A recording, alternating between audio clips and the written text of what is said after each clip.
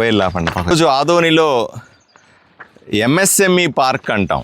అంటే చిన్న మధ్యతరగతి పరిశ్రమలు స్థాపించడానికి ఆదోనిలో ఒక 10 ఎకరాలు కేటాయించుకున్నాము. దానికి సంబంధించినటువంటి స్థలాన్ని పరిశీలించడానికి ఎంఆర్ఓలు, సర్వేయర్లు, విఆర్ఓలతో కలిపి నేను ఇక్కడికి వచ్చాను. ఇది ఎస్కొండాపురం గ్రామంలో ఉంది. కపటి రోడ్లో, అంటే మెయిన్ రోడ్లో నుంచి కపటి రోడ్లో 1.5 కిలోమీటర్ల లోపల మెయిన్ రోడ్డుకు వస్తే ఇక్కడ 10 ఎకరాల స్థలం.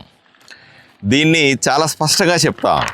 ఇక్కడ ఈ 10 ఎకరాల్లో రోడ్లు, ఇంటర్నెట్ కానీ లేదా విద్యుత్ అవసరాలు కానీ లేదా మౌలిక సదుపాయాలన్నీ కూడా ఇక్కడ ఏర్పాటు చేసి ఎవరెవరైతే ఆదోనిలో చిన్న పరిశ్రమలు లేదా మధ్యతరగతి పరిశ్రమలు వస్తాయో వాళ్ళకి అరెకరా కానీ ఎకరా కానీ లేదా అంతకంటే తక్కువ ఎవరికైనా 10 సెంట్లు అడుగుతారు, 20 సెంట్లు అడుగుతారు, వాళ్లకు మనము తక్కువ ధరకే భూమిని ఇస్తాం. ఇప్పుడు ఏంటంటే ఎవరన్నా పరిశ్రమను ఏర్పాటు చేసుకోవాలంటే భూమి ఒక్కటే చాలా ఖరీదైనది.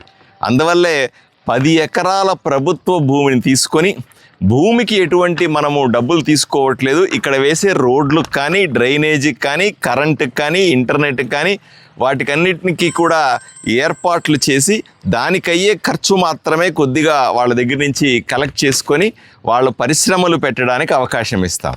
ఆంధ్రప్రదేశ్ ఏపీఐఐసి అంటాం, ఇండస్ట్రియల్ కార్పొరేషన్ ఆఫ్ ఆంధ్రప్రదేశ్. అంటే ఈ పరిశ్రమల శాఖకు సంబంధించినటువంటి గతంలో ఎప్పుడో మనం చూస్తే ఆదోనిలో ఒక చోట పరిశ్రమల కోసం ప్లేస్ పెట్టారు. ఏం జంక్షన్ అది?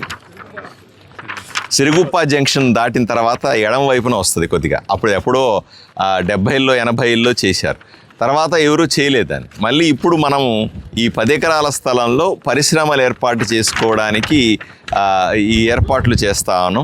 నేను బయట నుంచి పరిశ్రమలు పెట్టే వాళ్ళని ఆకర్షిస్తూ ఉన్నాను, వాళ్ళని వచ్చి పెట్టమంటున్నాను.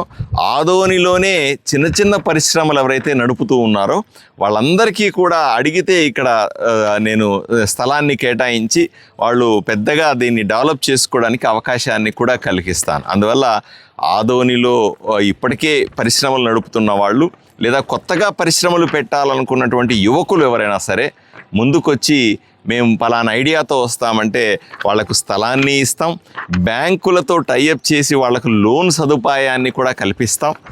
వాళ్ళకు ఉచితంగా రాయితీలు, అంటే కొన్ని కరెంటులో రాయితీ కానీ లేదా భూమి శిస్తులో రాయితీ కానీ లేదా వాళ్ళ ఆదాయ పన్నులో రాయితీ కానీ లేదా వాళ్ళ జిఎస్టీ పన్నులో రాయితీ కానీ ఇట్లాంటివన్నీ కూడా రాయితీలు కల్పించి కూడా వాళ్లకు పరిశ్రమల కోసం ప్రోత్సహిస్తామనే విషయాన్ని తెలియజేస్తా ఉన్నాను.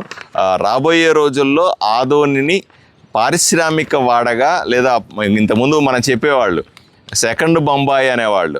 ఎందుకు రెండో బొంబాయి అంటారంటే పరిశ్రమలు అన్నీ ఉండే కాబట్టి రెండో బొంబాయి అనేవాడు. ఇప్పుడైతే ఒకటి కూడా లేవు. మళ్ళీ వాటిని మెల్లిమెల్లిగా పరిశ్రమలు పెంచే దిశగా కూటమి ప్రభుత్వం వచ్చిన తర్వాత తీసుకునే చర్యల్లో భాగంగా ఈ కార్యక్రమాన్ని చేస్తా ఉన్నాం. దీనికి ప్రారంభోత్సవం కూడా సోమవారం, మంగళవారం ఏదో ఒక రోజు ముహూర్తాన్ని అనుకుని పనులు మొదలు పెట్టడానికి కూడా ఇక్కడ ప్రారంభోత్సవం చేస్తాం.